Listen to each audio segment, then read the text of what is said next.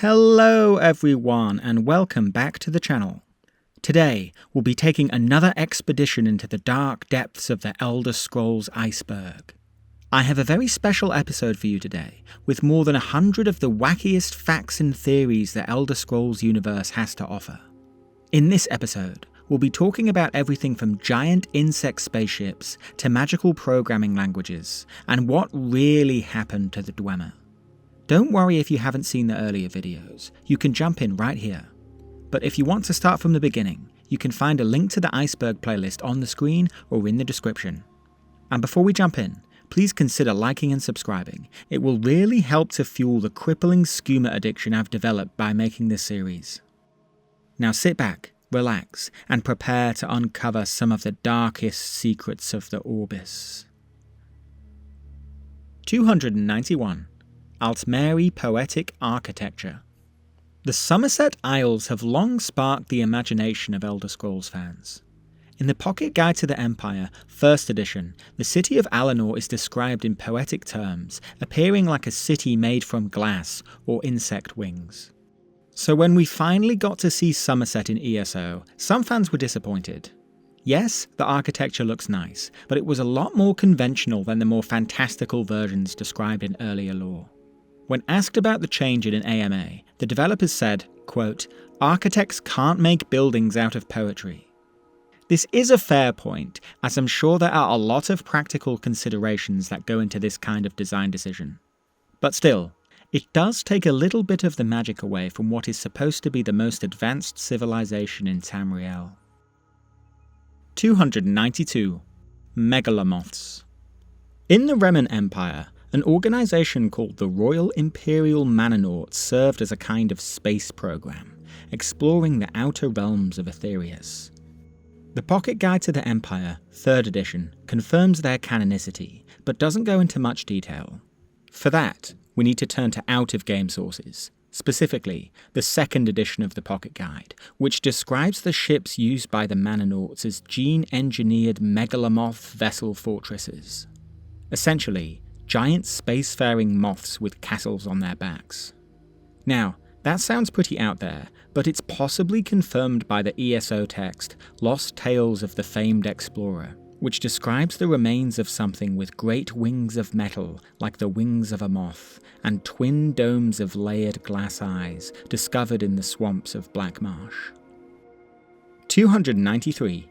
Dreg Undersea Cities. The Dreg are an ancient species of aquatic crustaceans that many of the people of Tamriel believe to be mindless beasts.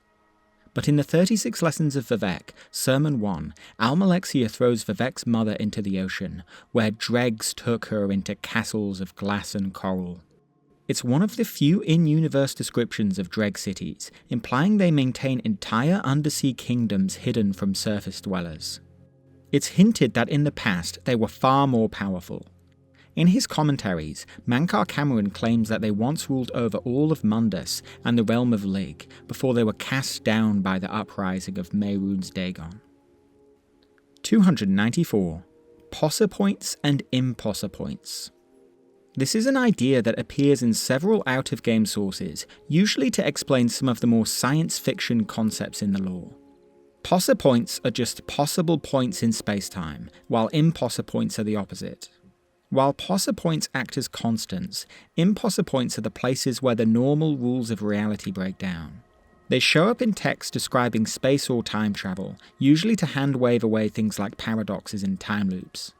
For example, the Numantia intercept describes the convention at the dawn of time as an impossipoint, probably because it happened outside of conventional space-time. 295. Night Mother is Mephala. The Dark Brotherhood split away from the Morag Tong sometime in the early 2nd Era, but the exact reason why has been muddled.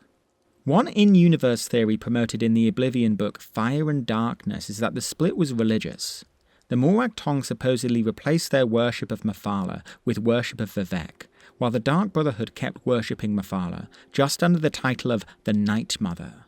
But in Morrowind, the Morag Tong still worship Mephala just like they used to, and they definitely don't revere Sithis like the book claims. Also, in Morrowind, the Night Mother isn't depicted as a deity the Brotherhood worships, it's just a title for the leader of the guild.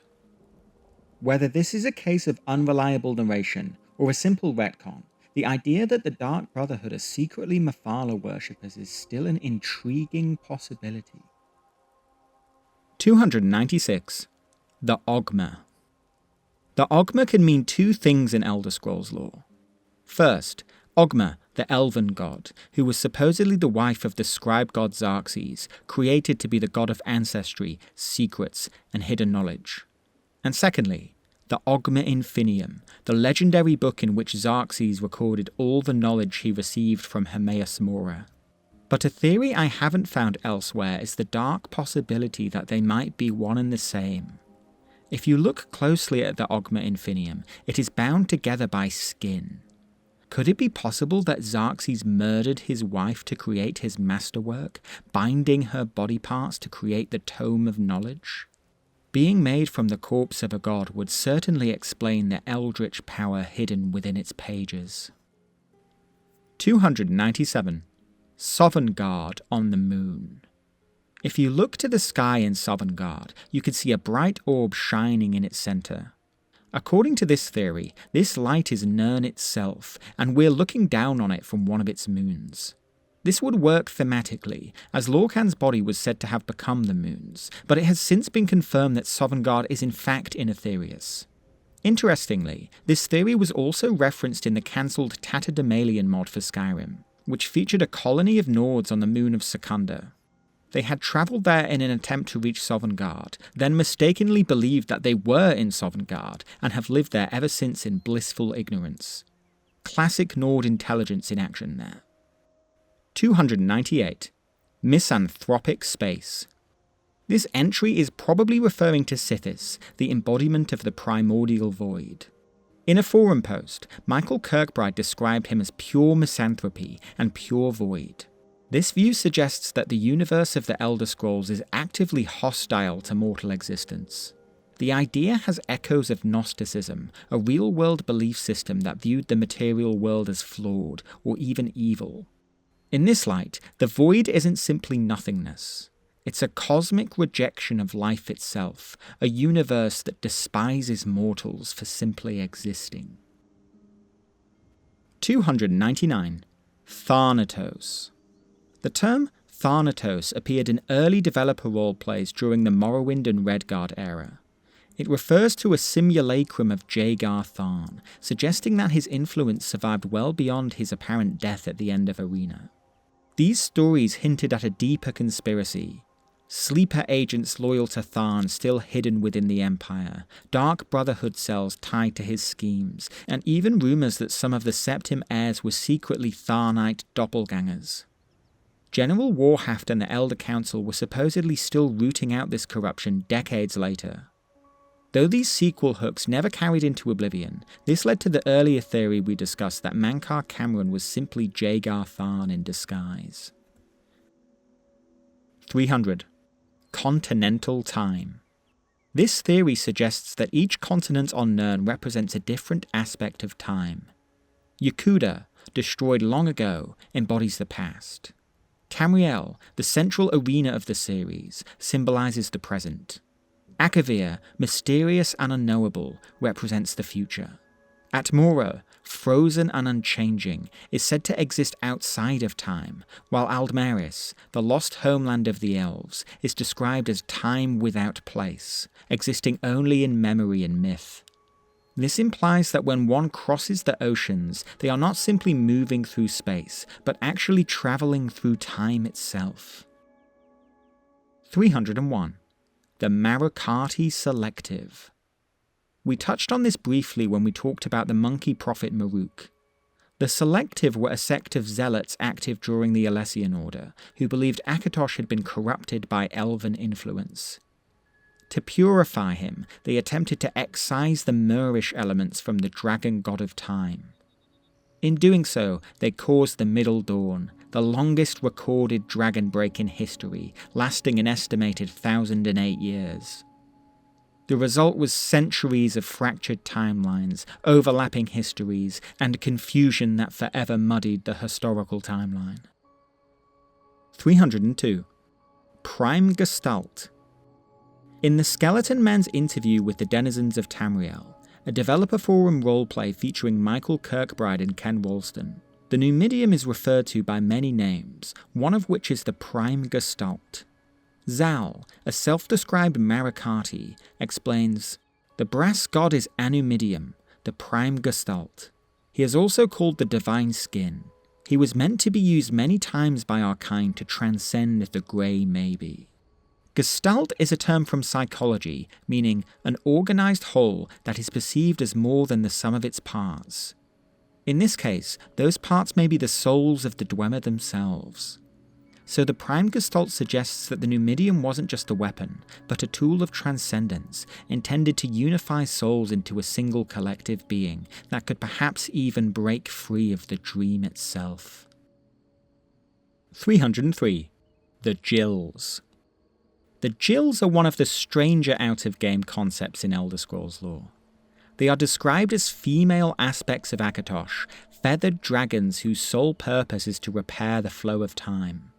Whenever a dragon break or time wound occurs, it is the Gills who stitch reality back together.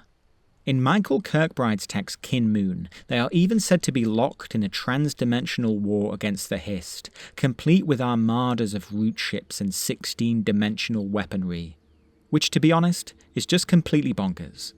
But I'm not gonna lie, I kind of love it. 304. Versadu Shay still lives.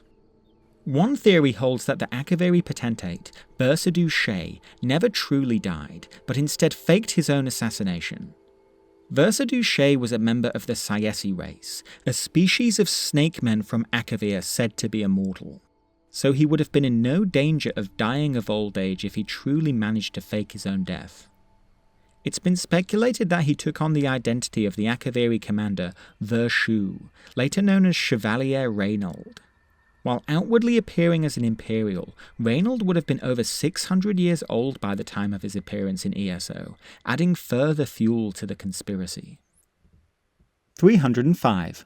Molag Bal destroyed Tamriel.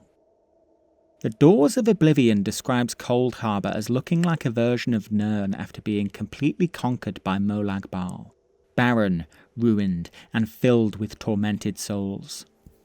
Morian Zenus even weeps at the sight of the Imperial Palace, smeared with blood and filth.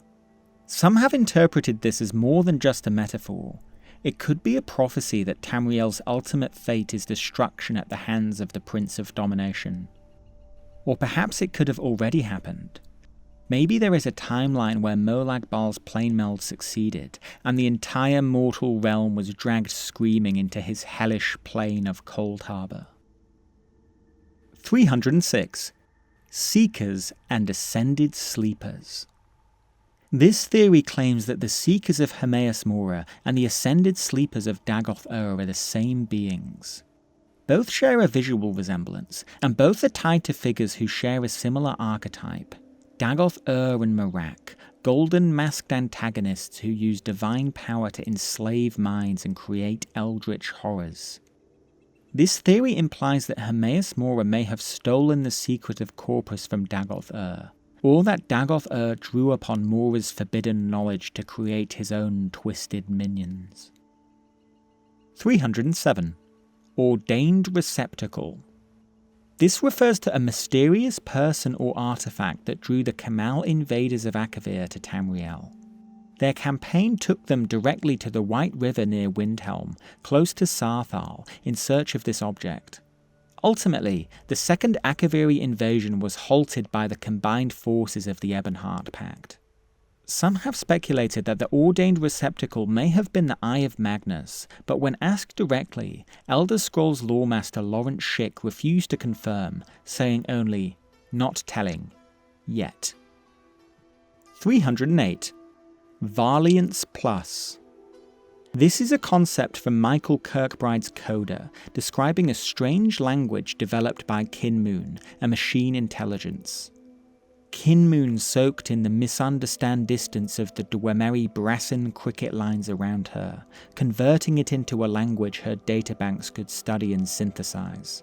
As eras passed, it became a language that she could harness as Valiance Plus. This language is also referred to elsewhere as Valiance ++. The word Valiance is used to describe Ayleid magic, and the ++ part is probably a reference to the programming language C++. So we can infer that Valiance ++ is probably some sort of magical programming language developed by Kinmoon, and presumably studied by mages with 0 social skills. 309. Rorikstead. Oh, there once was a hero named Ragnar the Red who came riding to Whiterun from old Rorikstead. But the words of the song just don't make too much sense, for the town was founded just a few years hence. Now Rorik the farmer is still going strong, but some people whisper that the soil's just wrong. It could be bad law, it could be a mistake, or perhaps something's off with how time works in this place. Alright, enough singing. In case you didn't get that, Rorikstead is weird because it appears in accounts from the 1st and 2nd eras. But in Skyrim, there's a guy called Rorik who claims to have founded the town. Also, there's maybe something weird going on with the villagers making sacrifices to the soil. Go watch Camelwork's video on the soil theory if you want a deeper dive. Anyway, I've embarrassed myself enough for one entry, so let's move on. 310. Sovngarde, Shor's Kalpic army. According to the out-of-game text, Shor, son of Shor, the Nordic afterlife isn't just a reward for brave warriors, it's also a recruitment drive. Sovngarde only accepts strong Nords who die in battle because Shor is preparing an army to fight Alduin at the end of time. Nordic myth says Shor fought Alduin at the dawn of creation, and he will face him again at the end of the Kalpa. Sovngarde, then, isn't just a paradise, it's a waiting room for Shor's soldiers, a mustering ground for the final battle of reality. 311. World refusals, anti-creation. The Dwemer's philosophy has often been summed up with a single word: no. Sometimes called world refusal, it was solipsism taken to the extreme. The Dwemer rejected the dream of the Godhead, denying that anything beyond themselves mattered. Their great project, the Numidium, was an engine of anti-creation, a reality-altering weapon they believed could break them out of the dream entirely. Whether they succeeded or not is one of Tamriel's greatest mysteries, but the disappearance of their entire race suggests a single-word answer: no. 312. Mathematical athleticism. This is a reference to the Thought Box. Yes, you heard that name right. It takes the form of a choose-your-own-adventure text published on the Coda website, designed to mimic a Thalmor AI interface from a future era. And yes, I'm aware that that explanation doesn't make it any less weird.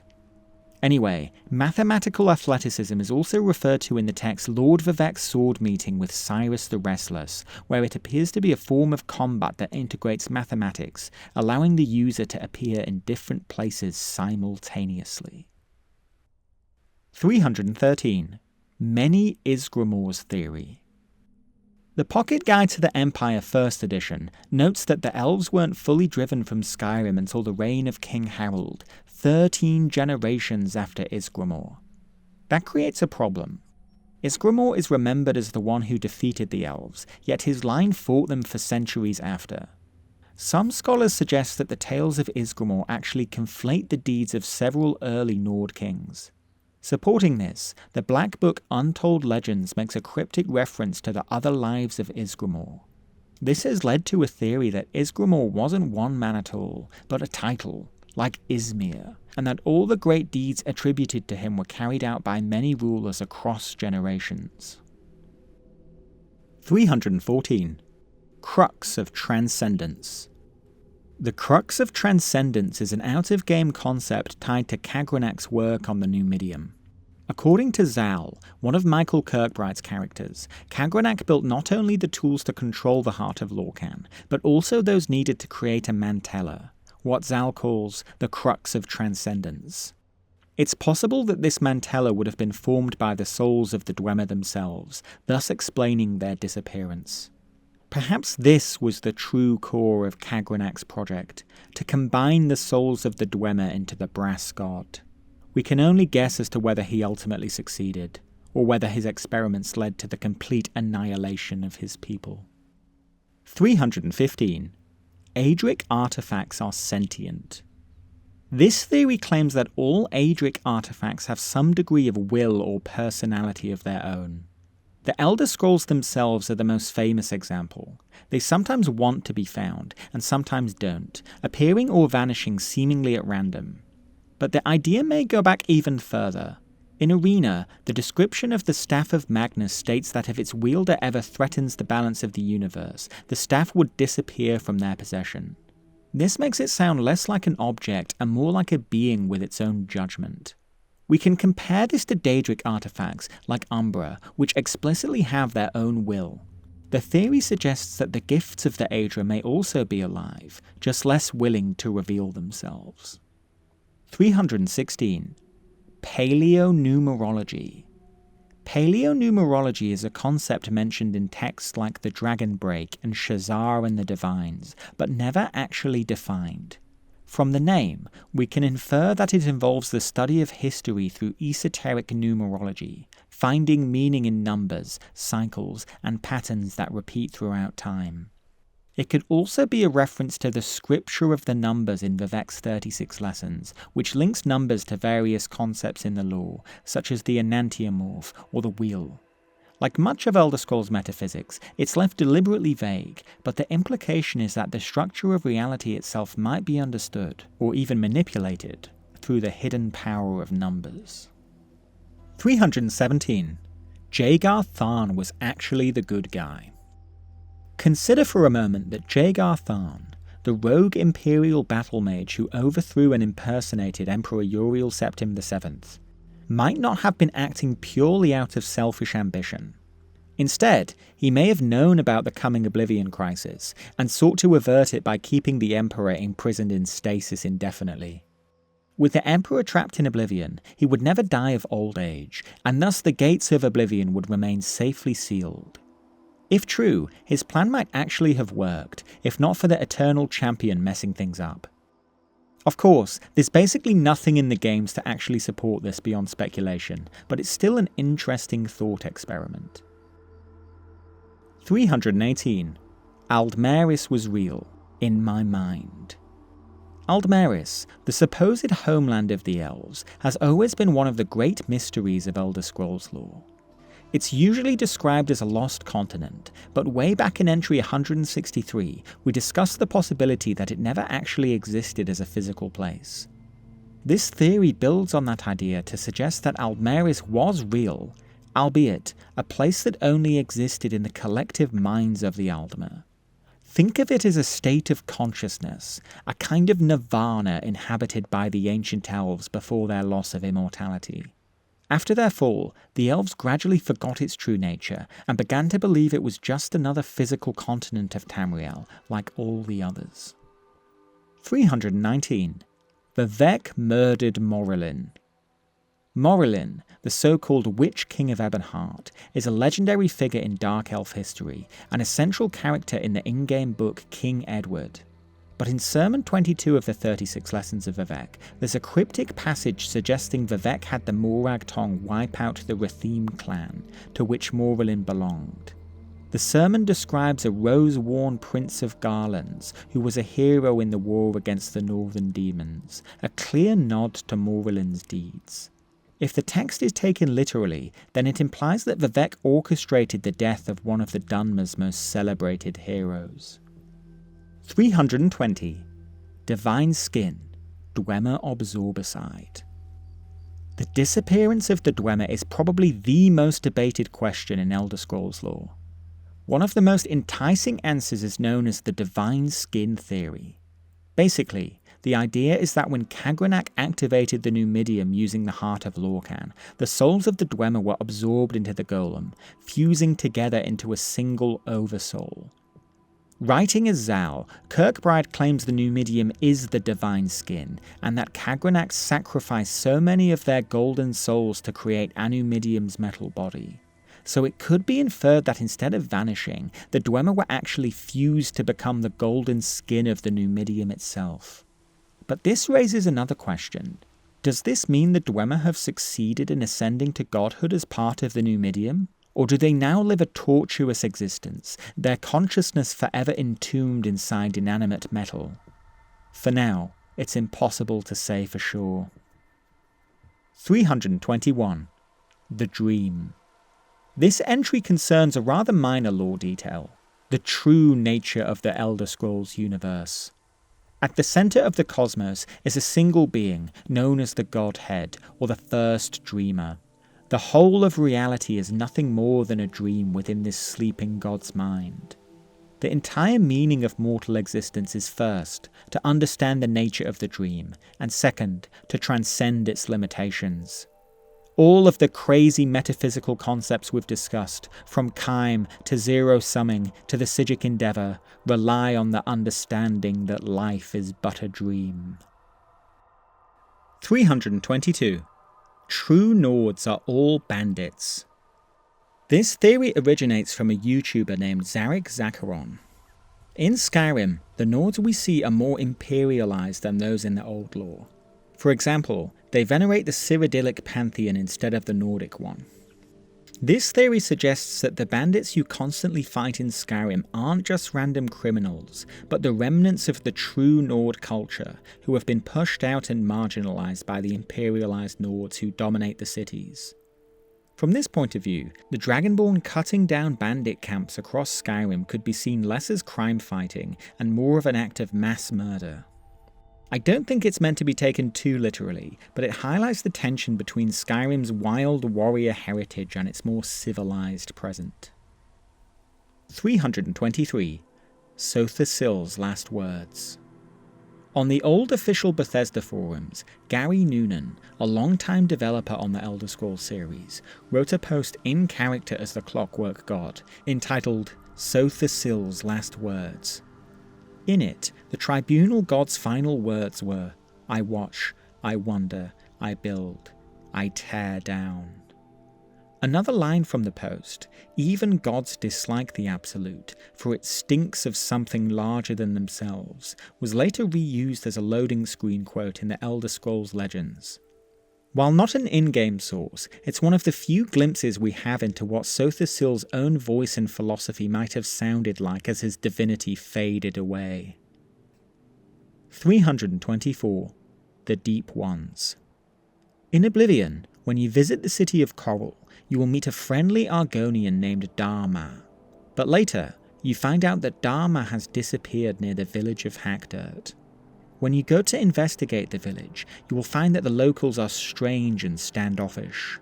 You will find a temple named the Chapel of the Brethren, which contains a strange tome, the Bible of the Deep Ones. As you explore the caverns beneath the village and rescue Dharma, you will fight the Brethren, cultists with large eyes who worship the Deep Ones. If you listen carefully in the caverns, you will hear strange, bestial sounds, confirming that there really is something down there. But what are the Deep Ones really? Well, we don't know for sure. They could be Daedric, as their Bible seems to be written in Daedric runes, but they could be something else entirely. In Skyrim, we see Falmer worshipping at an underground shrine to a previously unknown god called Zrib. This implies there are dark deities in the deep places of the world that we are totally ignorant about. The quest involving Hackdirt also seems to be a reference to the H.P. Lovecraft story, The Shadow over Innsmouth. So the Deep Ones may be an attempt to introduce some Lovecraftian-style horror into the series. Honestly, there's enough in this entry to be a video in its own right, so let's move on before we get stuck here forever. 325. Nirnroot Mini-Towers. This theory seems to have originated on Reddit back in 2016. It suggests that Nirnroots are not just strange glowing plants, but a form of miniature tower. In this view, the Hiss created Nirnroot as an organic support network to stabilize Nirn itself, preventing the erosion of reality. They would be like the Green Sap Tower of Valenwood, only on a much smaller scale, with each Nirnroot acting as a tiny anchor. Nirnroot has always been mysterious due to its strange glow and humming sound, so this would provide an interesting answer to the questions surrounding it. 326. The Love Letter from the Fifth Era. The Love Letter from the Fifth Era is an out-of-game text written by Michael Kirkbride, tied to the Coda project. Written in the voice of Jubal Ayun Sul, it's addressed to the peoples of earlier eras as a kind of warning. The message points towards the coming landfall, the apocalyptic disaster that destroys Nirn and sets the stage for Coda. Like much of Kirkbride's work, it's cryptic and metaphorical, but it serves as a bridge between the familiar world of the games and the far stranger events of the Fifth Era. 327. Kagrenac possessed Dagoth-Ur. Some fans have noted the similarities between Kagrenac's ambitions and Dagoth-Ur's. Kagrenac sought to use the heart of Lorkhan to raise the Dwemer to godhood, while centuries later, Dagoth-Ur plotted to do much the same for himself. Kagrenac tried to build a new god, Numidium, and Dagoth-Ur echoed this ambition with his construction of a Kula Khan. This theory suggests this is no mere coincidence, that Kagrenac's spirits may have possessed Dagoth-Ur, pushing him to continue his work. Supporting this is a sentence in the in-game text Dagoth-Ur's Plans, which reads, Dagoth-Ur has apparently adopted the views and motivations of the Dwemer High Craftlord Kagrenac. While it's an interesting idea, it's more likely that they arrived at the same conclusions due to the corrupting power of the heart, something no mortal is meant to possess. 328. Kulakane Remen Bloodline. We've briefly touched on Kulakane before. He's also known as Emperor Zero. Tiber Septim served as his general in his campaigns to unify Cyrodiil, but when Kulakane was assassinated, Tiber Septim took up his mantle and became the legendary founder of the Third Empire. We don't really know too much about Kulakane, save that he was the petty king of Falkreath. But the idea that Kulakane was a descendant of Remen comes from a series of forum posts known as the Betrayal. These writings reimagined late Second Era history, including the suggestion that Kulakane's claim to the throne was legitimized by Remen's blood. Many initially believed these posts were the work of Michael Kirkbride writing under a pseudonym, but they were later confirmed to be fan creations in his style. But no matter the true author, it's a pretty neat piece of writing which tugs on some interesting strands of lore. 329. Cyrodiil Spread to the Stars. The book, Where Were You When the Dragon Broke, claims that during the Dragon Break of the Middle Dawn, history fractured into countless contradictory timelines. In one of these, Cyrodiil became an empire that spanned the stars. The Pocket Guide to the Empire, 2nd edition, elaborates on this strange offshoot of history, even giving it a name, New Cyrod. It's one of the clearest examples of how wildly reality can warp during a dragon break, with entire civilizations rising and falling in the blink of an eye. 330. Vivek's Antlers. Vivek's Antlers is a battlefield in Stonefalls, featured in the Elder Scrolls Online. It marks the site of the final stand against the Kamal, the snow demons of Akavir, during their second invasion of Tamriel. According to legend, Vivek himself intervened here, drowning the Akaviri invaders with a great tidal wave, and securing victory for the alliance of Dunmer, Argonians, and Nords. Today, the landscape of twisted roots and waterlogged fields serves as both a reminder of that battle and a symbol of Vivek's divine power. 331. Anti-Kime Theory. Alright, buckle in, because this is a weird one. This theory seems to originate from an old post on the Elder Scrolls Lore subreddit, but the user has since deleted their account, so I'm not sure who to credit for it. Anyway, it begins with an explanation of Kime, that one must realize you are just a figment of the dream, but still conclude, I am. As opposed to this, Anti-Kime also involves realizing you are part of the dream, but here it diverges. Instead, they want to become the dreamer, and thus believe everyone else is a part of them. This is probably what happened to Dagoth-Ur, causing him to rise again as the false dreamer. This links back to our earlier entry on Dagoth Ur's master plan, when we discussed his mad ambition to erase all barriers between others and himself, and become the single being in all of existence. 332. Zed Centarex. This is another reference to Michael Kirkbride's love letter from the 5th era. In it, the author describes a metaphysical state known as Zed, which is defined as the state gradient echo of Mundus Centarex. At first, that just sounds like word salad, but the love letter goes on to explain it in more detail. It says that those who reach beyond this state become the new man, the eternal I.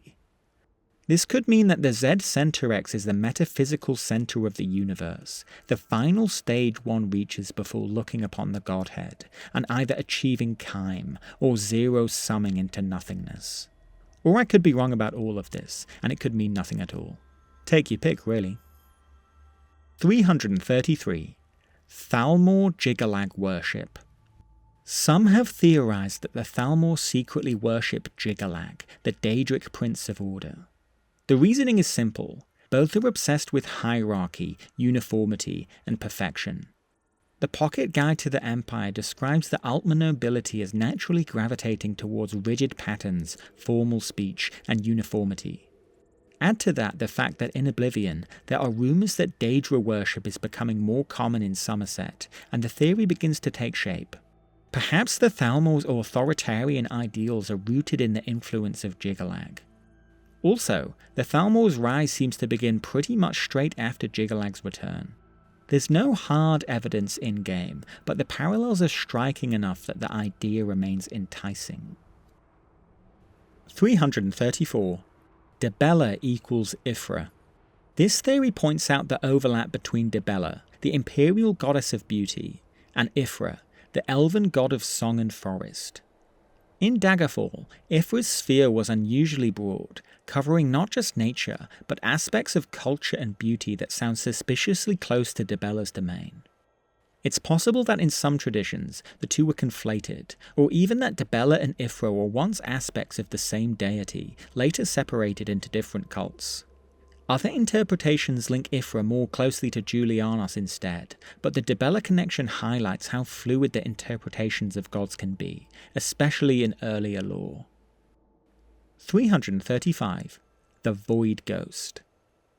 In the 36 Lessons of Vivek, Vivek speaks with a mysterious entity called the Void Ghost, who promises him, "Stay with me a full 100 years, and I will give you a power that no divinity will dare disobey."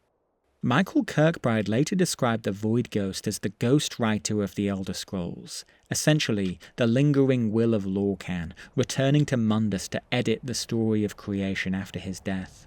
This presence is manifested through mortal avatars that different cultures know by different names, like the Shezarene or Izmir.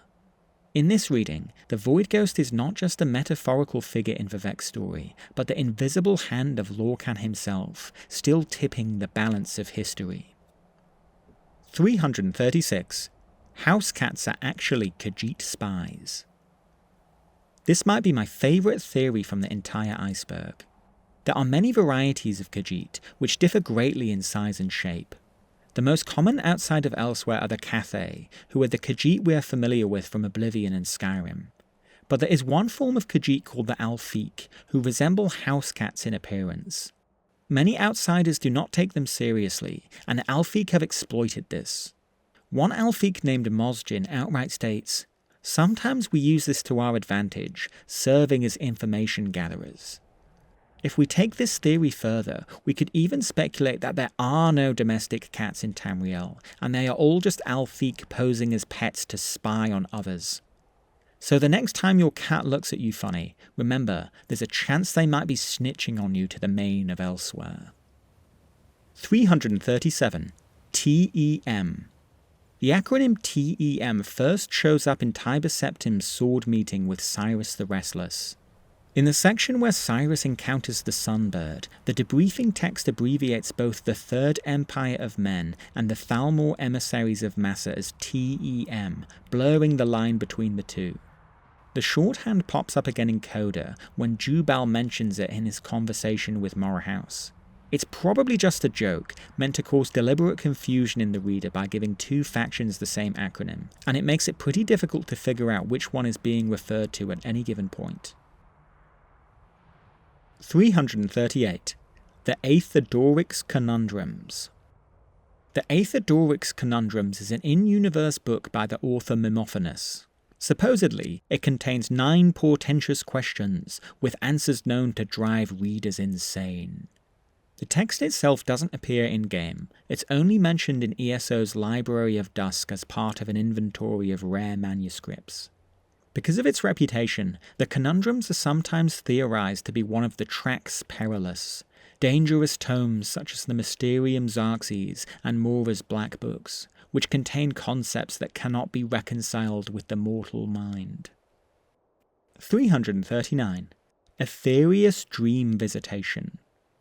The idea of visiting the afterlife in dreams shows up in several places. In Daggerfall, there's a quest where you protect a mage who enters a trance that transports them to Aetherius. Later games mention similar experiences. Codlak Whitemane of the Companions describes seeing Sovngarde in his sleep, and Skardan Freewinter claims to have visited the Hall of Valor in the same way. These accounts suggest that dreams can act as a bridge to Aetherius, a glimpse of the eternal realms that mortals will only fully reach after death. 340. Revelation at the Death of Al-Esh. In the Song of Pelennor, Volume 8, Alessia is visited on her deathbed by Pelennor Whitestrake.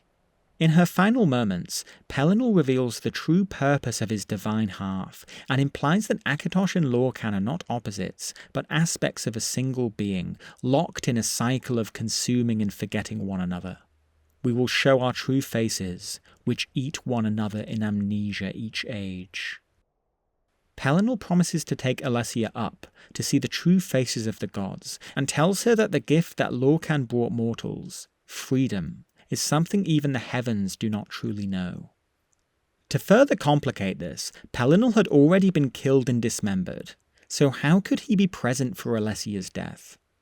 Some have taken this to be further evidence that Lorkhan is in fact the Shezarene, the mortal avatar of the missing god himself. 341. You. This is a reference to an obscure text called Vek's teaching on Altmeri ancestor worship. In it, the Vek writes, "The quest toward the you for certainty and foundations is not innocent. However, it is an honest vindication for truth and superhuman ideals." Now, in an earlier entry, we discussed the idea of words, and how they are often used to describe the original version of something. So it's possible that the you is describing the original self, the true you who exists independently of all exterior phenomena. The Vek seems to imply that coming to terms with the true self is a difficult path, but one that is necessary if one wishes to attain enlightenment. 342. The Empire actually fell in 417. Now, I couldn't find the origin of this theory, but it seems to claim that the Third Empire fell in the year 3E417, as opposed to the end of the era, as traditionally claimed. If you look at the timeline of the Third Era, you'll notice that a key event took place in this year, the Dragon Break known as the Warp in the West. But how could the Warp have destroyed the Empire? Well, Dragon Breaks allow multiple, contradictory events to happen all at once, and so it's possible there was a timeline where the Numidium destroyed the Empire entirely. Alternatively, it could also mean the Warp in the West somehow started the chain of events that resulted in the Empire's collapse in our own timeline. Either way, it's a pretty strange idea. 343. Cold Harbour is the remains of Lig. This theory links Molag Bal's Plane of Oblivion to the lost realm of Lig. In the 7 fights of the Aldu Dagger, Meridia hides a part of the Kalpa from Alduin's hunger, creating Lig within herself. For this defiance, she is banished, and the Leaper Demon King, cursed to become Mehrunes Dagon, is sent to destroy Lig. But before he can erase it entirely, the greedy man seizes what's left and reshapes it into Cold Harbour, before eventually becoming Molag Bal. If true, this would mean that Cold Harbour is not Bal's original realm, but the twisted remnants of Meridia's hidden world. 344. Falmer White Soul Experiments. In-game, the Falmer have white souls, the same category used for creatures, rather than black souls, which are reserved for mortals. This wasn't always the case, as their ancestors, the Snow Elves, had black souls, the same as any other sentient race. So it's been theorized that the Dwemer deliberately degraded the Falmer's souls as part of their experiments. Perhaps black soul gems were too rare or valuable to be used in mass production, so the Dwemer downgraded the Falmer, farming them for white souls instead to power their machines. It's a grim idea, but it suits the Dwemer's ruthless pragmatism and their long history of exploitation of the Snow Elves. 345. Remen II, born of a cow. This bizarre claim comes from an old thread on Remen Cyrodiil on the Elder Scrolls forums. Someone writing as the Temple Zero Society, probably Michael Kirkbride, gives us some insight into the birth of Remen II. He writes that the Emperor is most commonly described as being born of an egg, a cow, a river, a dragon, or some combination of these and other things. The idea was later referred to again in Remen, son of Remen, another out-of-game text. It's not clear whether it's meant to be taken literally, but it definitely plays into the general aura of weirdness around Remen and his dynasty, which makes it one of the more interesting parts of the lore. 346. Warhaft. Talin Warhaft was a character introduced in the Elder Scrolls arena.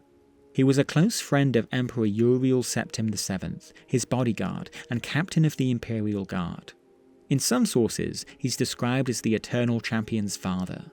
His character is a bit of a hangover from earlier iterations of Arena. According to the game's director, Julian LaFay, the game was originally designed with a party system in mind. Warhaft was supposed to be recruitable, but as the party system was scrapped, his character ended up becoming something of a relic. Still, Warhaft has since resurfaced a couple of times. He's mentioned in the Oblivion books Manual of Arms and Manual of Armor, re-establishing him as part of canon. 347. Tatterdemalion Moon Colony. Tatterdemalion was a lunar colony established by Emperor Remen I and his Mananaut space program, a concept introduced in the Unfinished Pocket Guide to the Empire, 2nd edition. Remen was assassinated before the colony could be completed, and the first Imperial settlers arrived during the reign of his successor, Remen II, landing on the moons in vast megalomoth void ships.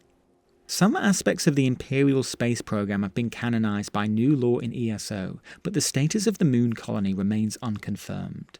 At one point, a mod called Tatterdemalion, the Secunda project, sought to bring the lunar province to life, but the project was never finished, so we've yet to see it in the flesh.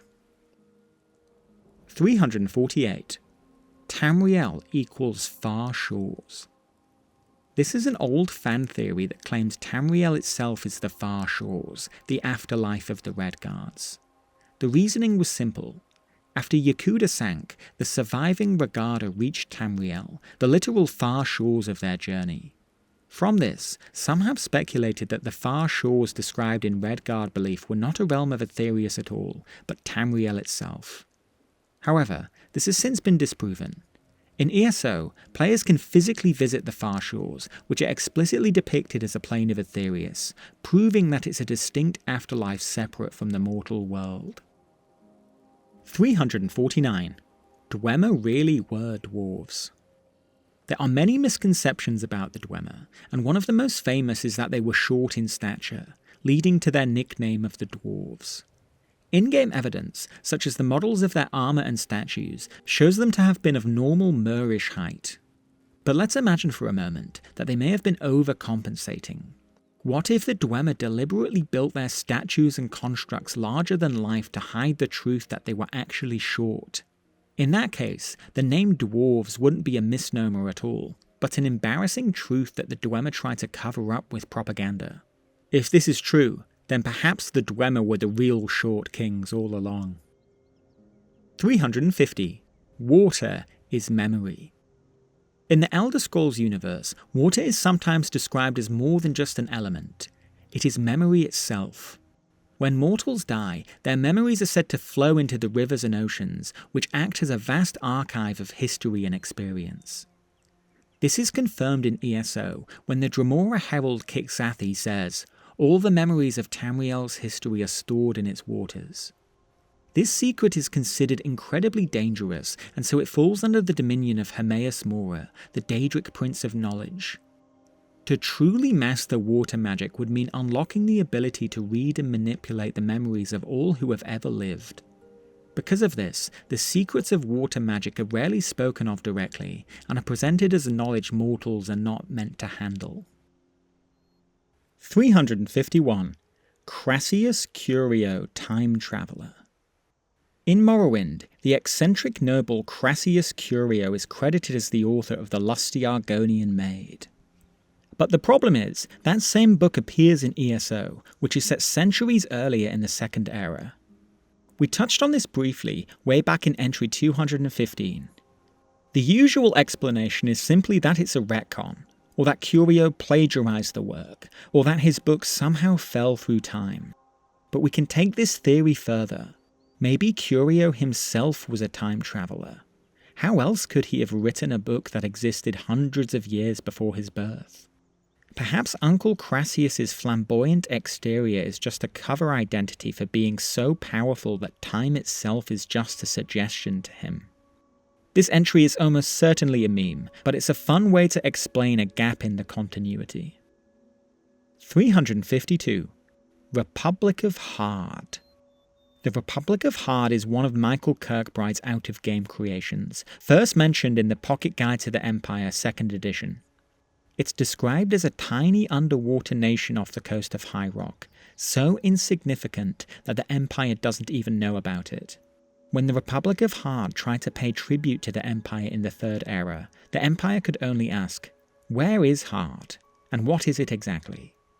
Ultimately, we're left asking the same questions. 353. Leaper Demons. The Leaper Demons appear in the 7 Fights of the Aldu Dagger, an out-of-game text by Michael Kirkbride. They're described as a race from a previous Kalpa, who had the ability to leap between worlds to escape Alduin's destruction. In the story, Meridia employs the Leaper Demon King to help preserve fragments of creation from being eaten. Over time, though, he becomes cursed, transforming into Mehrunes Dagon. The Leapers are a strange glimpse into pre-Tamrielic history, suggesting that whole civilizations may have survived across Kalpas by literally jumping between worlds. 354. Zero Stone. The Zero Stone is the Stone of Adamantia, the first tower built at the end of the Dawn. It's sometimes called the Impossi Point of Convention, the moment when the gods fixed reality in place, tearing out Lorkhan's heart and ending the chaos of the Dawn era. The tower became the first stable point of the world, the first spike of unassailable reality, anchoring creation against the chaos of the early cosmos. In tower theory, the Zero Stone is the foundation of Mundus itself, the literal centre upon which all later towers and stones are modelled. We know what some of the other towers' stones look like, such as the Heart of Lorkhan at Red Mountain, and the Amulet of Kings for the White Gold Tower. But we have no idea what, or who, the Zero Stone might look like in reality. 355. Drowned Lamp. This is a reference to Sermon 29 of the 36 Lessons of Vivek, also known as the Scripture of the Numbers. In this sermon, the image of a drowned lamp is associated with the number 8. The number 8 is interesting here, as it has great metaphysical meaning in the Elder Scrolls universe, being the number of towers, spokes on the wheel, and the traditional Aedra. But we're not really given much else to go off here, and the drowned lamp seems like just another one of Vivek's mysterious metaphors. In an old forum post, Michael Kirkbride claimed it symbolises lost knowledge, so it's possible that it has some association with Hermaeus Mora, a deity who is associated with both knowledge and water, but we're unlikely to ever get a definitive answer. 356. Tiber Septim awoke Dagoth Ur. Dagoth Ur's return in the year 882 of the Second Era happened at a suspiciously convenient time. Just as Tiber Septim's empire was rising in Cyrodiil, Dagoth-Ur returned and effectively neutered the power of the Tribunal, who were perhaps the greatest obstacle to Tiber's empire. This has led some to speculate that it's no mere coincidence. It's possible that somehow Tiber Septim awakened Dagoth-Ur through unknown means, potentially with the help of his battle mage, Zurin Arctus, or Izmir Wolfhearth, who himself had a history with Dagoth-Ur. There's no direct evidence to confirm it, but the timing is suspicious, and it raises the possibility that Septim's rise to power is more complicated than we have been led to believe. 357. Akatosh's Shadow. There's a long-running theory that the Daedric prince Periite is the shadow of Akatosh. Both are depicted with the form of a dragon, and both embody aspects of order. Akatosh is the cosmic dragon god of time, and Periite is the Daedric prince of natural order. This theory casts Periite as a dark reflection of Akatosh, the shadow of the dragon god. In ESO's Markarth expansion, this idea was officially referenced for the first time. The book, Great Spirits of the Reach, says Periite's role in Reach society mimics that of Akatosh in Aedric faiths in many crucial ways, having associations with time, rigid natural order, and draconic imagery. But still, it's unclear whether Periite is simply mocking Akatosh by assuming his appearance, or whether the two beings have some deeper metaphysical connection. 358. The People of Et Arda.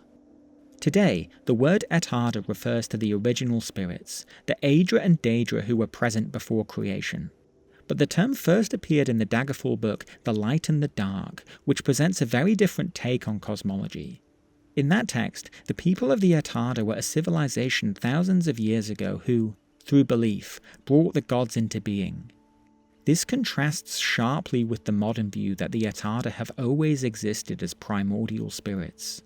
The result is one of those situations where early in-game sources are superseded by later ones, but it's an interesting example of how the series' mythology has evolved over time.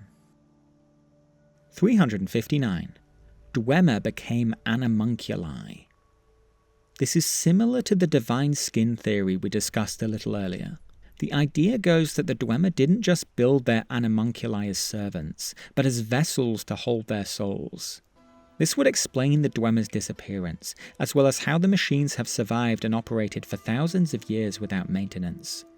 There's little hard evidence to support this, but it does fit thematically.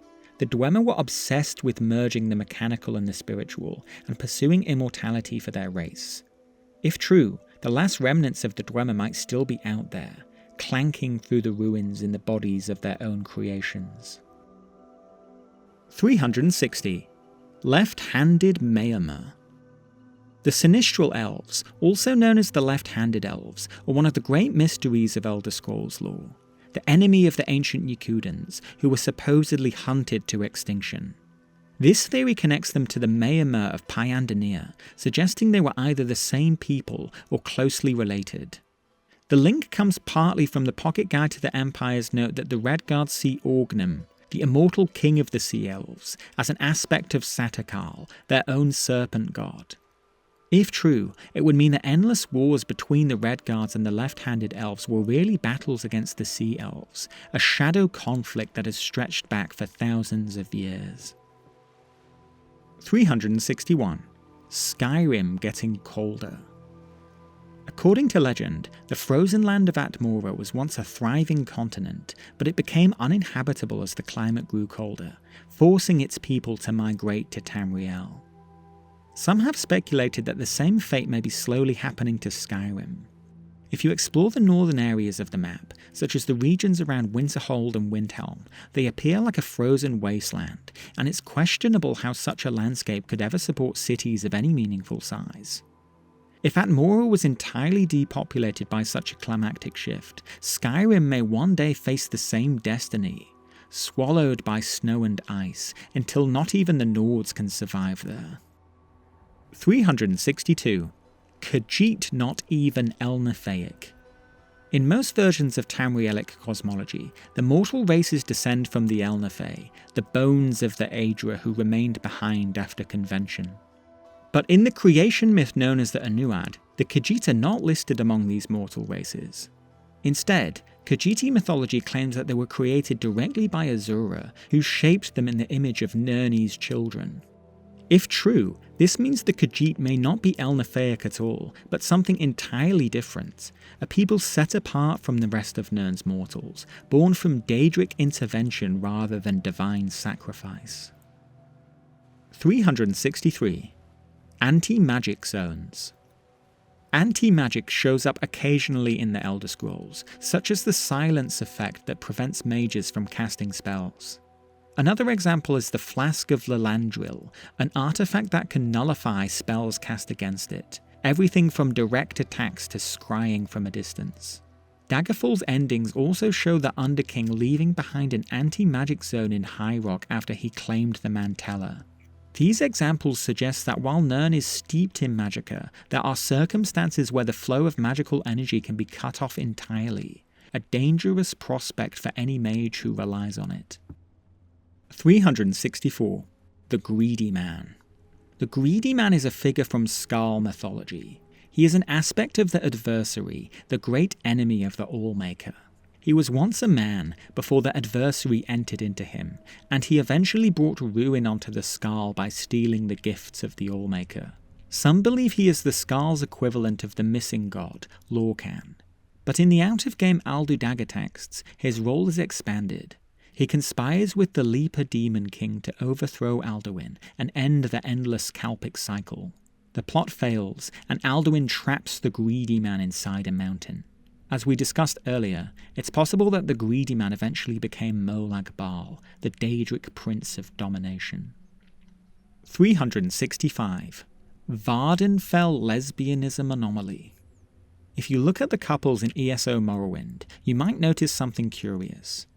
The expansion features a number of lesbian couples, such as Shiralis and Verona, but no male homosexual couples at all.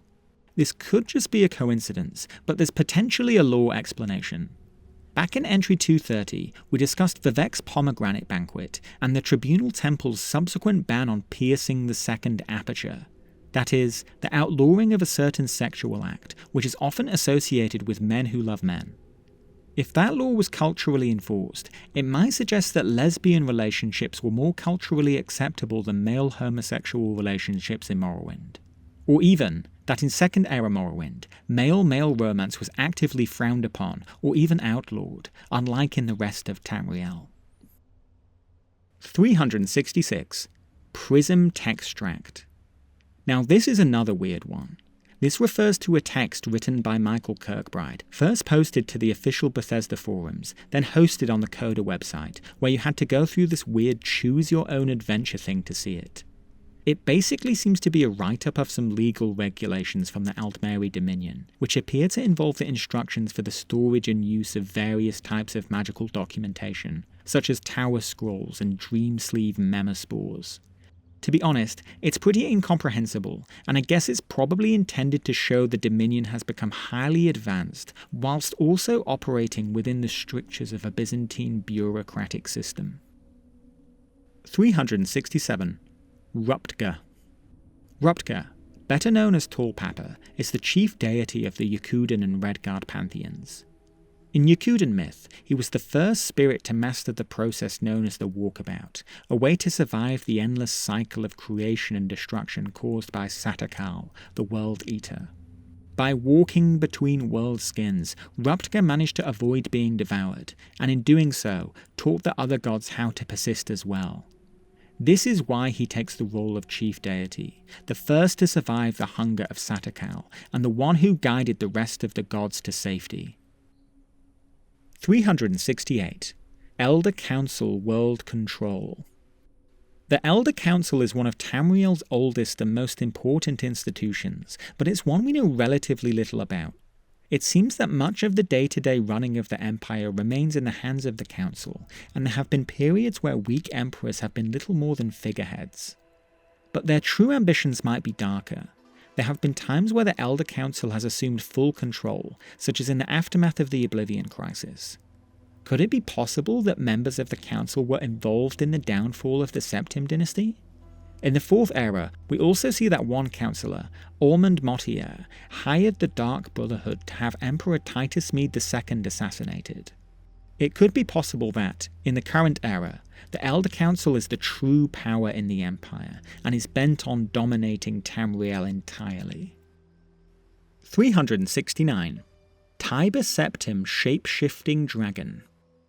The text Varieties of Faith in the Empire describes Izmir, the Nordic aspect of Talos, as a figure whom many Nords could not look on without seeing a dragon. If taken literally, this passage suggests that Tiber Septim himself may have been more than just a man, that he might have literally been a dragon in human form. This ties into the deep draconic imagery that follows Tiber Septim throughout the lore. His use of the Thu'um, his status as a dragonborn, and his eventual elevation to godhood as Talos. 370. Zal. Zal is a character created by Michael Kirkbride during a forum roleplay known as the Zal Gosley Letters, which he wrote with Ted Peterson. Zal is described as a human Marakati living in Port Telvannis, part of the Telvanni district of Morrowind. He also appears in Skeleton Man's interview with the denizens of Tamriel, where he delivers cryptic pronouncements about the nature of the new medium, calling it the prime gestalt and the divine skin. Like many of Kirkbride's creations, Zal blurs the line between fanfiction and canon, acting as a mouthpiece for many of his creators' stranger lore ideas. 371. Insane Time God. The idea of the insane time god comes from the out-of-game text Et Arda, Ate Aedra, Eat the Dreamer. In it, the Aedroth Akka, the entity we know by names such as Akatosh and Uriel, is described as completely insane. The text explains that his mind was shattered when his perch from eternity allowed the day, leaving all of his creation to live on through the fragments of his broken consciousness. This concept has been used to explain dragon breaks. Reality itself splinters because the time god's mind is unstable, and all the paradoxes and alternate timelines are just pieces of his fractured perception bleeding into the world. In short, time is broken because the god of time himself has lost his mind. 372. Staff of Unity and Chaos.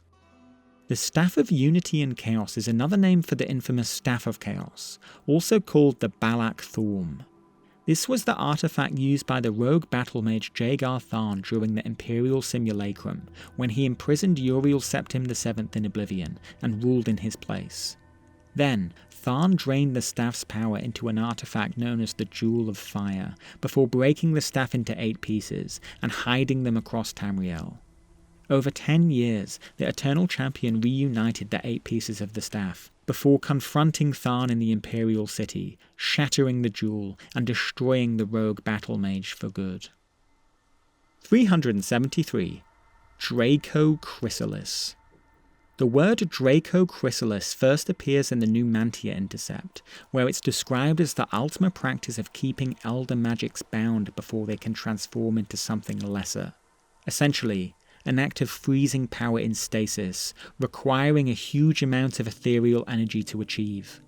The term also shows up in the Shoni Etta excerpts, which references Akatosh's aspect Frozen Eternal, reinforcing the link between Draco Chrysalis, stasis, and time.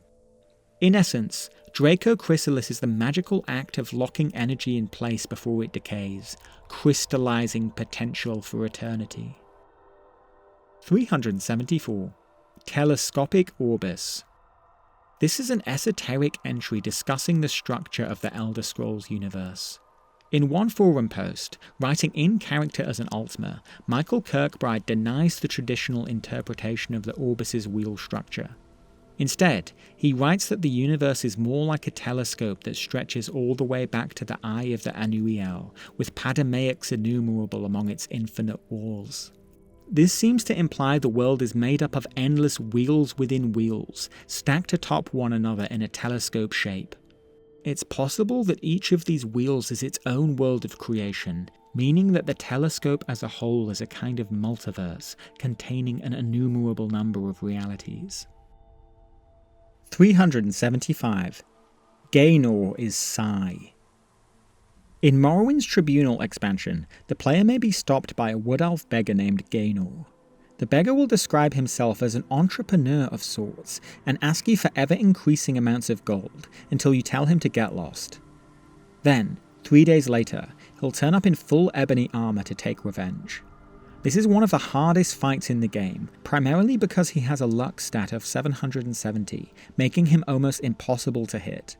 This has led some to speculate that he may be the mortal incarnation of Sai, the god of luck in Breton and Redguard culture.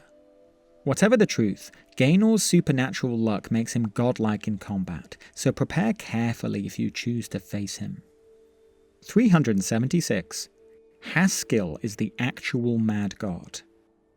This theory comes from a line in the ESO Loremaster's Q&A. Chamberlain Haskill answers your questions.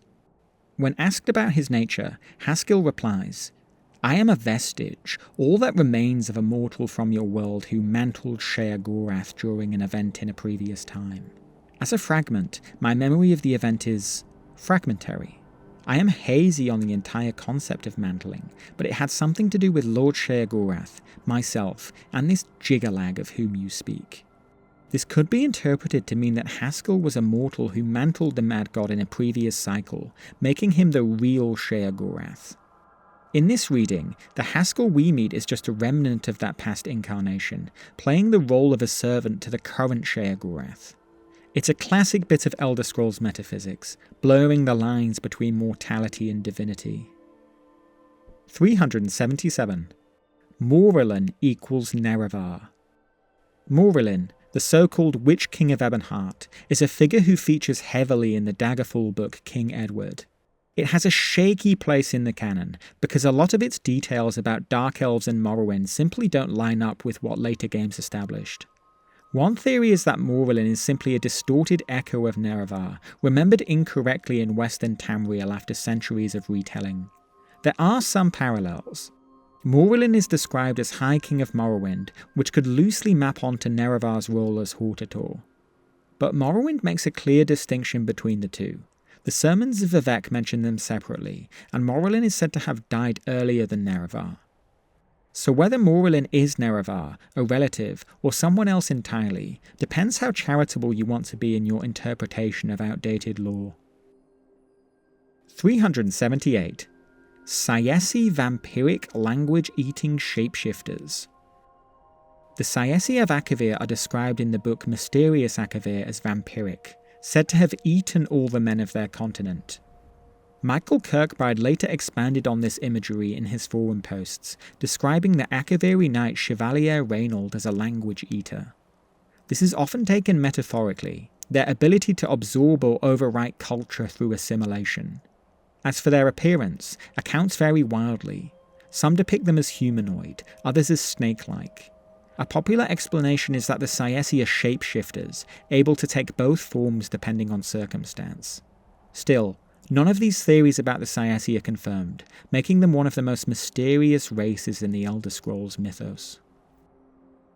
379. The Scarab's Transformation. The Scarab refers to the sixth and final walking way, the methods mortals can use to achieve divinity. Think about the image of a scarab for a moment. It crawls through the desert, gathering up dung into a great ball. This is a metaphor for how one can achieve apotheosis, gathering up a great number of souls to form an oversoul, which becomes a new god. The final sermon of the 36 Lessons of Vivec claims that Almalexia, Sothasil, and Vivec rose up together, combining as one, and showed the world the sixth path, uniting their three aspects to form the oversoul of a single god, Alm Sivi. Some also believe Tiber Septim used this method to become Talos, possibly uniting all the souls of previous emperors into a single oversoul, or perhaps absorbing all the souls of Tamriel's remaining dragons to fuel his ascent to divinity. 380. Trinimalarchy. This theory attempts to reconcile some of the gaps in Tamriel's pantheons by merging several deities together. It proposes that Trinimac, Malakath, Orki, and Arche, hence Trinimalarchy, are essentially the same entity under different cultural names. The idea explains why Trinimac is absent from the Imperial Eight Divines, while Arche appears in his place. Though there's no solid in-game evidence to support this connection, the theory reflects the tendency of different cultures in Tamriel to reinterpret the same figures in radically different ways. 381. King Dead Wolf Deer. King Dead Wolf Deer is a bizarre figure first mentioned in the Pocket Guide to the Empire, 1st edition, said to have been a Bosmer who was transformed into a monster during the Wild Hunt. He later shows up in Michael Kirkbride's Trial of Vivec roleplay, where he's described as one of the surviving monster mer of the Wild Hunt, and one of the oldest beings in Tamriel. In that account, he's ultimately slain so that his antlers can be used in a ritual to summon Azura. He's mentioned again in the Unfinished Pocket Guide to the Empire, 2nd edition, and curiously, the 500 mighty companions of Ysgramor seems to blend his identity with Izmir Wolfhearth, the Lord of the Wolf's Heart. Part monster, part demigod, Dead Wolf Deer is one of those obscure figures who inhabits the grey area between history and folklore. 382. Multiple Underkings. In Daggerfall, the Underking is straightforwardly presented as Zurin Arctus, Tiber Septim's imperial battle mage. But the book The Arcturian Heresy complicates this, naming Izmir Wolfhearth as another Underking, or perhaps the original. The text is famously messy, since it was just a rough draft Michael Kirkbride emailed around, and it doesn't clearly explain the reason for the difference in the Underking's identity. The common interpretation is that when Zurin tried to soul-trap Wolfhearth, the two of them were fused together, creating the Underking as a composite being. Others think Zurin simply became the second Underking after Wolfhearth, or that the Arcturian heresy itself is unreliable and shouldn't be taken seriously. Either way, the Underking remains one of the most debated figures in Elder Scrolls lore. 383.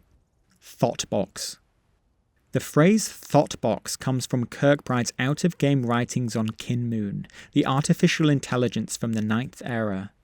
It's basically technobabble for a sentient machine, with thought as a corruption of thought. Kinmoon, for example, is described as a limited sentience housed inside a deep-pressure-capable thoughtbox. In other words, it's a piece of Dwemer-style tech that can contain or simulate a mind. Funnily enough, the term thoughtbox seems to predate the widespread use of the more derogatory form of the word thought. So unless it was revealed to Kirkbride in a dream or something, the double meaning is probably a coincidence. 384. Bar Dao is shit.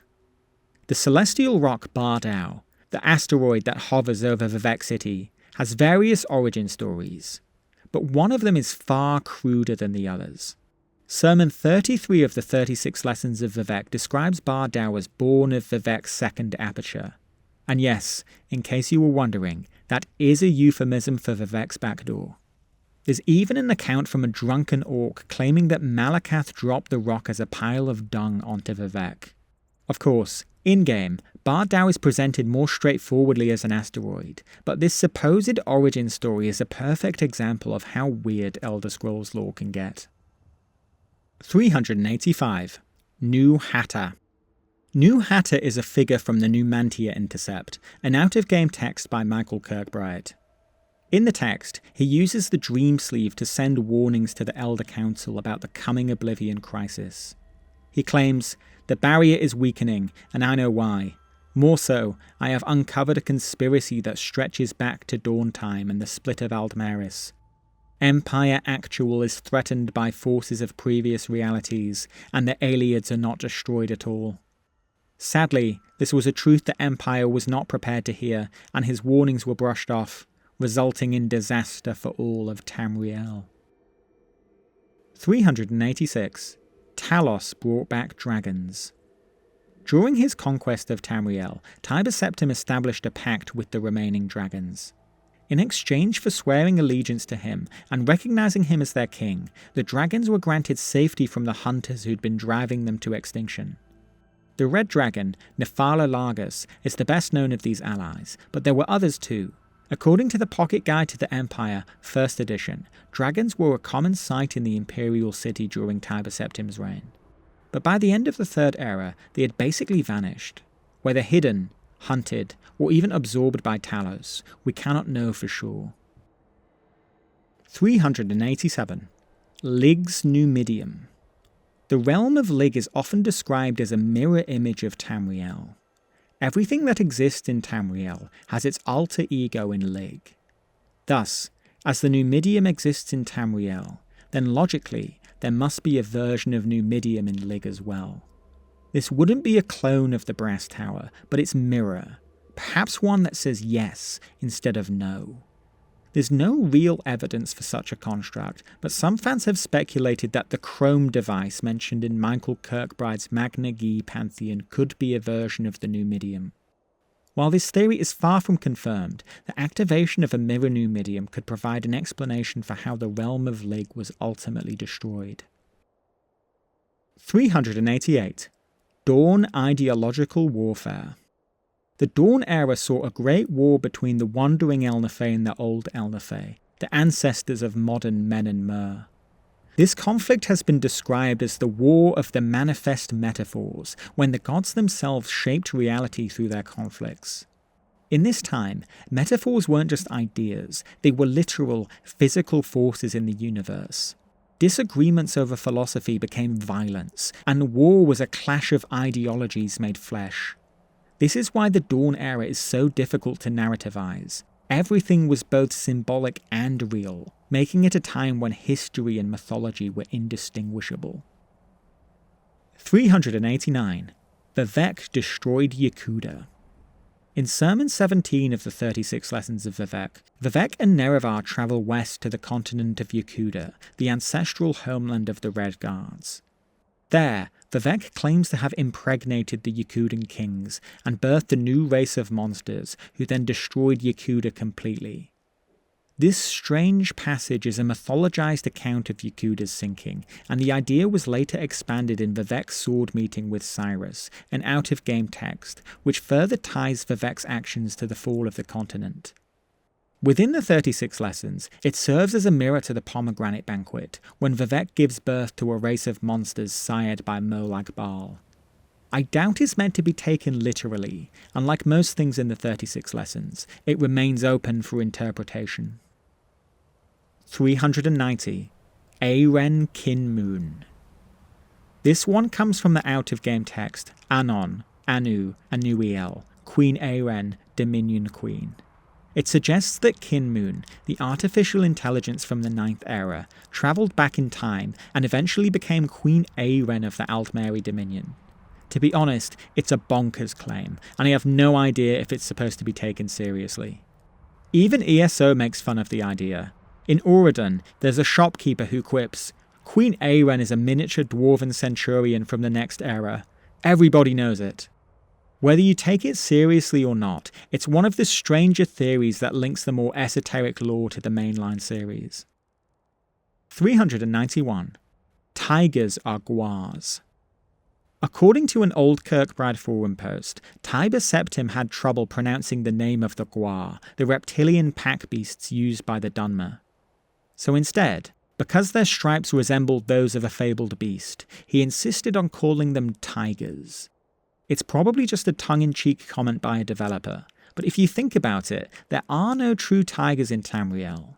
You have saber-toothed tigers, the Khajiit Senche Rat, but no straight-up orange and black great cats like we have in our world. So it could be possible that in Tamriel, the actual tiger is just another fairy tale creature.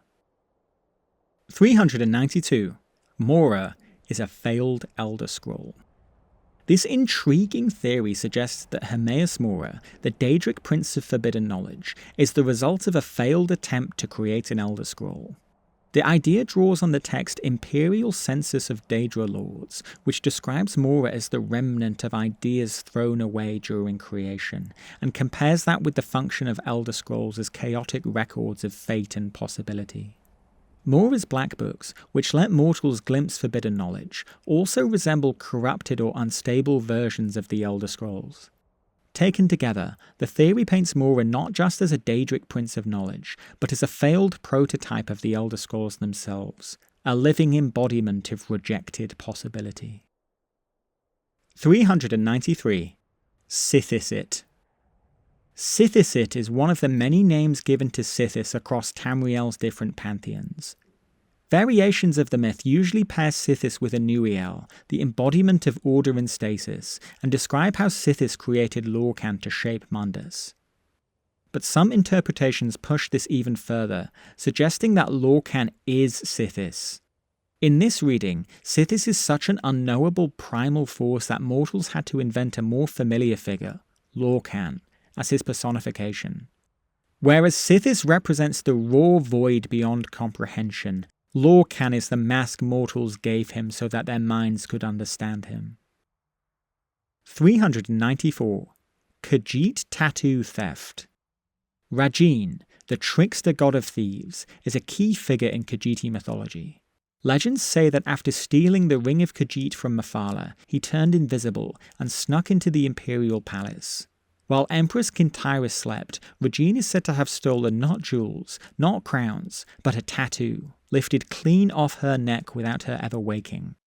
It's one of the many superhuman feats attributed to Rajin, a god who blurs the line between history and myth, and explains the unique status of thieves in the culture of elsewhere. 395. Mythopoeia. Mythopoeia is the idea of shaping reality by altering archetypes and myths. Essentially, rewriting the rules of the world through story and symbolism. In-game, the only explicit reference we get is from Yegrum Bagan in Morrowind, who mentions Kagranak's work with mythopoeic enchantments and mythopoeic forces. But the concept has become a cornerstone in the metaphysics of the Elder Scrolls universe. The key takeaway is that myths aren't just stories, but literal structures underpinning reality.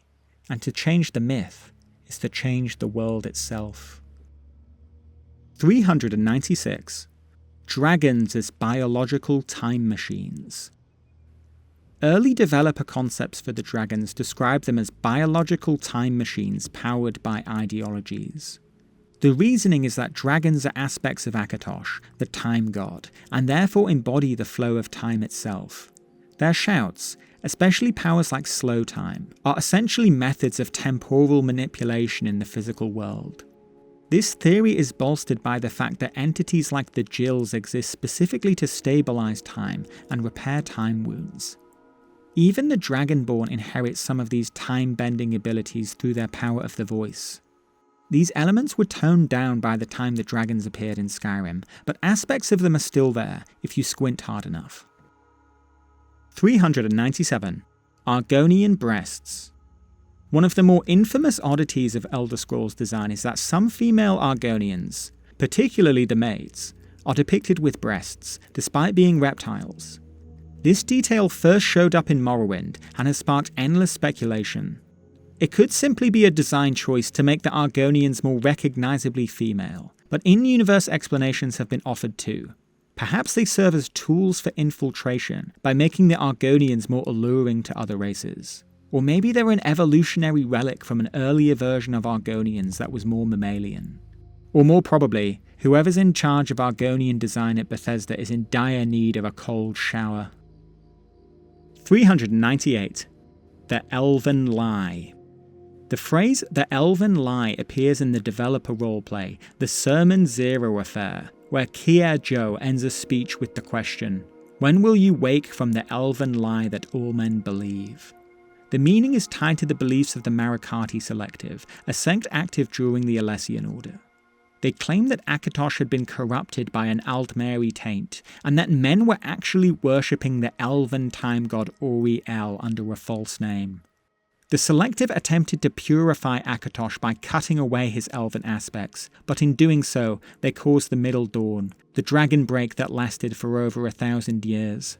So the Elven Lie is the idea that men were tricked into worshipping an elven god, a deception so profound that trying to undo it literally broke time itself. And I think that's enough for today. We're now firmly in the clutches of the abyss, and there's no way of making it back to the surface. The only choice is to dive deeper down the iceberg and discover what madness lies at the heart of the dream. We can only hope that our minds will be able to handle the forbidden knowledge that we find there. Thank you for watching, and before you go, please consider liking and subscribing. It really helps the channel. And make sure to stay tuned for the next episode in the series. But I think I've rambled on for long enough. So until next time, take care.